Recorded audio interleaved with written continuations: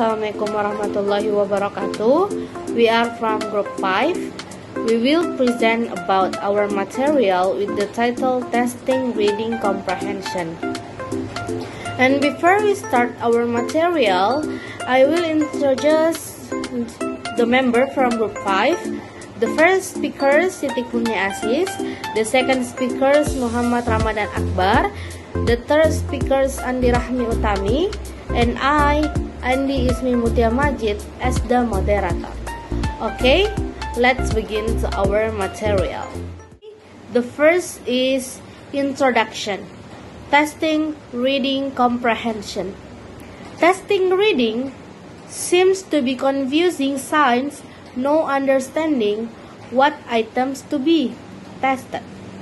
Reading comprehension, fluency, speed includes making the text of the test, the validity, reliability, difficulty, and types of the test should be absolutely considered at all. Okay, the first speaker's times is yours. Assalamualaikum warahmatullahi wabarakatuh. Thanks for the chance that has given to me. My name is Siti Kurnia Aziz. Now I want to explain about the assessing reading practice.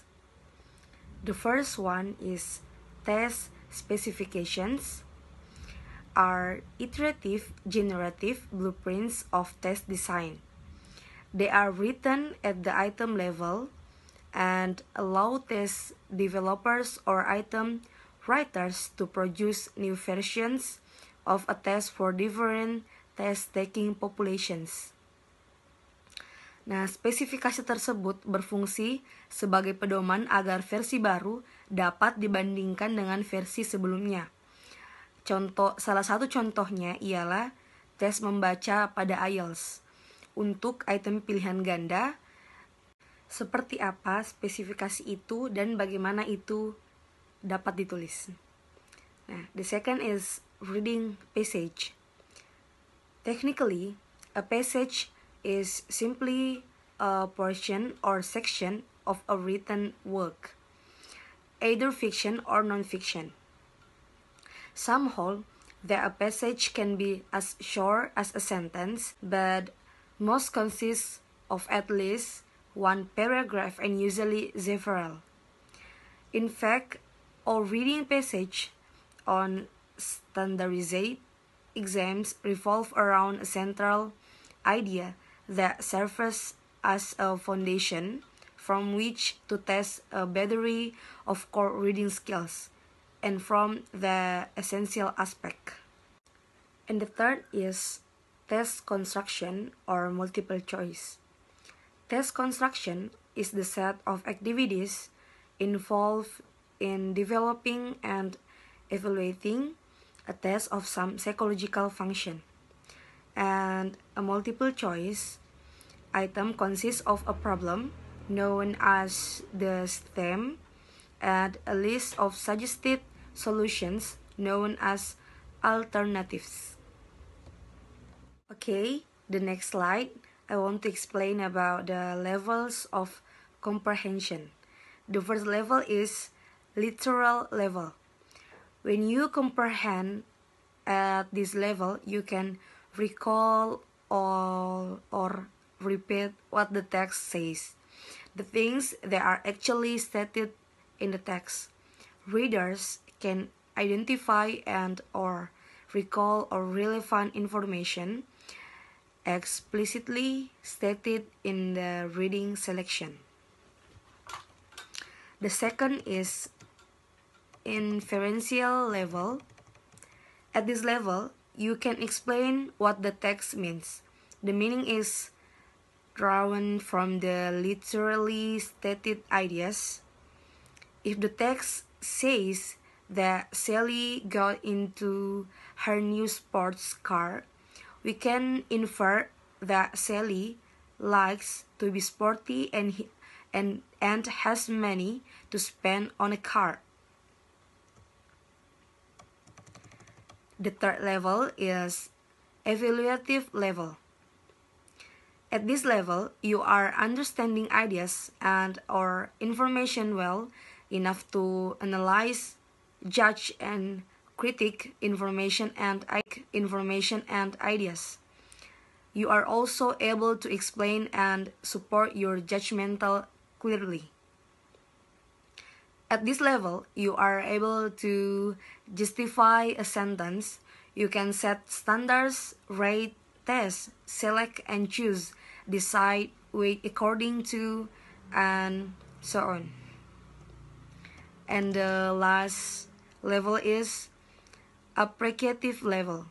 You are able to comprehend others' point of view, purpose, tone, and so on, based on clues in the text. This could be applied to determine others' purpose, message, and so on.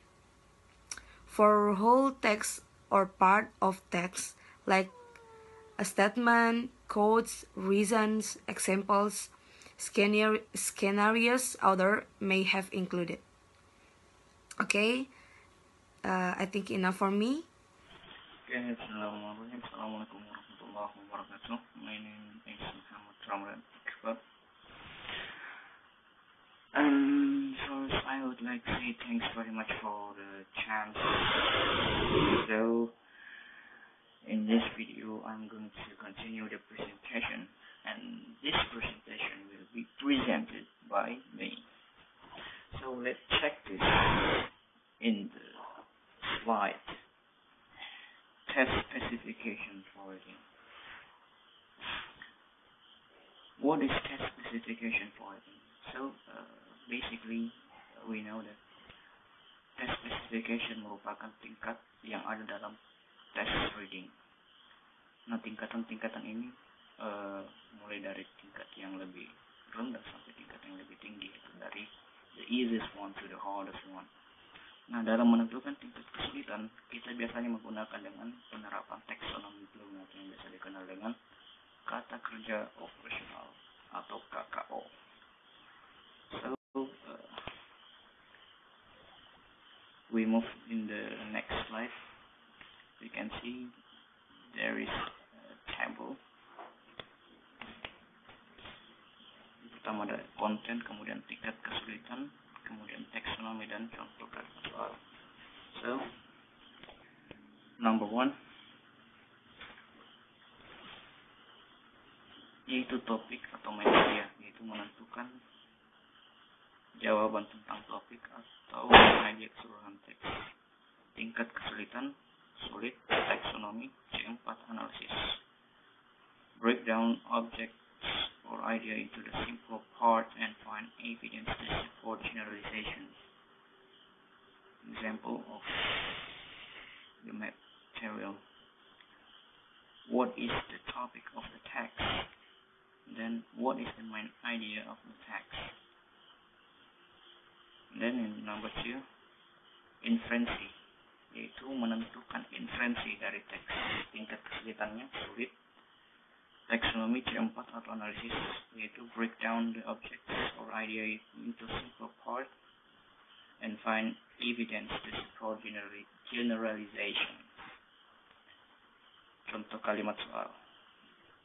It can be inferred from the text that X is.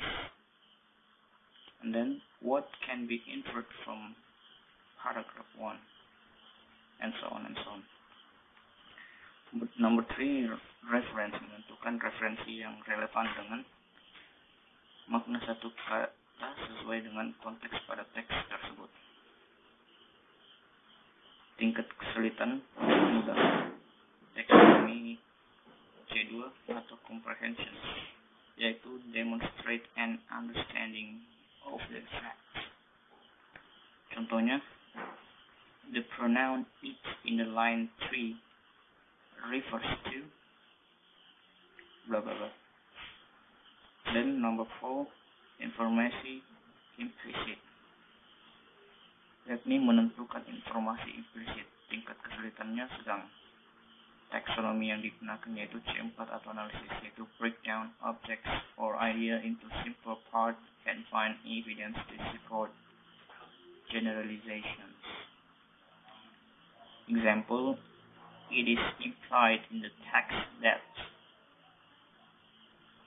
Dan number 5, strategi penyajian organisasi teks, yaitu menentukan strategi yang digunakan penulis dalam pengembangan teks tersebut. Nah, tingkat kesulitan pada nomor ini yaitu sedang, dan taksonominya C3 atau application. Apply knowledge to actual situation. Contohnya, which of the following best describes the organization of this text? And number 6 is unstated detail atau negative facts. Menentukan informasi yang tidak terdapat dalam teks. Tingkat kesulitannya yaitu sedang. Taksonominya C2 yaitu comprehension. Demonstrate an understanding of the text. Example of the text. The text thread states all the following except kecuali. And then which one of the following statement that is not stated in the text, yang tidak terdapat dalam kalimat atau teks. Kemudian nomor 7 yaitu stated with detail atau fakta positif, yaitu menentukan mempunyai gagasan yang tercakup dalam teks. Tingkat kesulitannya sedang. Kemudian taksonomi yang digunakan adalah C4 atau analysis, break down objects or idea into simple parts and find evidence to support generalization. So the example of this one, which one of the following is true according to the text? Then nomor 8 yaitu letak informasi, menentukan lokasi informasi dalam teks. Tingkat kesulitannya mudah. Taksonomi C2 atau comprehension, itu demonstrate an understanding of the facts. Contoh kalimatnya itu, where is the text? Does the author mention that? Kemudian nomor 9 yaitu propose, menentukan tujuan penulis dalam menulis teks. Tingkat kesulitannya sedang, yaitu taksonomi C3 application. Apply knowledge to actual situation. Example, why does the author mention blah blah blah in paragraph? Then the purpose of the text is to blah blah blah blah, and so on. Then in the last, identifying word or phrase meaning. Tingkat kesulitannya mudah. Taksonomi C2 atau comprehension, yaitu demonstrate an understanding of the fact. Example, the word in line could be replaced by which of the following? And then, as used in the line blah blah blah, the word blah blah blah is the most similar to which one of the following? Okay, that's all for me. And my name is Andi Rahmi Utami. I'm going to continue the explanation of my friends. I'm going to explain or present about the example of reading text and also the question of reading text. No student of a foreign language needs to be told that grammar is complex. By changing word sequences and by adding a range of auxiliary verbs and suffixes, we are able to communicate tiny variations in meaning. We can turn a statement into a question, state whether an action has taken place or is soon to take place, and perform many other word tricks to convey subtle differences in meaning. Notice this complexity inherent to the English language. All languages, even those of so-called primitive tribes, have clever grammatical components. The Cherokee pronoun system, for example, can distinguish between you and I, several other people and I, and you another person and I. In English, all these meanings are summed up in the one, truth pronoun we. Grammar is universal and plays a part in every language, no matter how whispered it is.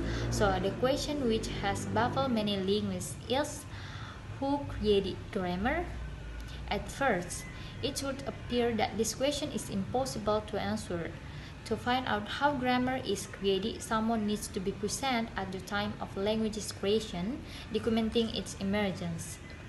Many historical linguists are able to trace modern complex languages back to early languages. But in order to show the question of how complex languages are actually formed, the researcher needs to observe how languages are started from scratch. Amazingly, however, this is possible. Then, look at the slide. You can see the question, and the question is the multiple choice question. In paragraph 1, why does the writer include information about the Cherokee language? Then, there are 4 options. A, to show how simple tradition cultures can have complicated grammar structures. B, to show how English grammar differs from Cherokee grammar. C, to prove that complex grammar structures were invented by the Cherokees. And D, to demonstrate how difficult it is to learn the Cherokee language. According to the reading text, di paragraf awal reading text tersebut diberi perbandingan bagaimana bahasa Cherokee yang tradisional pun cukup rumit susunan grammarnya, sama halnya dengan bahasa Inggris. Dengan demikian, jawaban yang tepat adalah A. So the correct answer is A, to show how simple traditional cultures can have complicated grammar structures. According to the question, this question is included in the content of purpose. Jadi maksudnya pertanyaan ini masuk ke dalam konten purpose atau tujuan, yaitu apa tujuan penulis menulis teks tersebut. Kemudian in this question has a moderate level of difficulties. Jadi maksudnya adalah level atau tingkatan kesulitan dari pertanyaan ini merupakan pertanyaan yang tingkat kesulitan sedang. Okay, I think that's all from me. I return it to the moderator. Thank you. These are the explanation about our material, testing reading comprehension, and thank you for the attention. Wassalamualaikum warahmatullahi wabarakatuh.